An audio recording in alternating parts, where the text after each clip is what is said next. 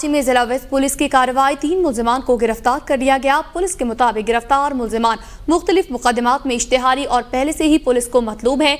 मुल्जिमान को मजीद कानूनी कार्रवाई के लिए तफ्तीशी हुकाम के हवाले कर दिया गया है। इसी बारे में तफसीलात जानते हैं कराची से नुमाइंदा ABN न्यूज़ इसरार मुगीरी से। इसरार, मजीद कहिएगा।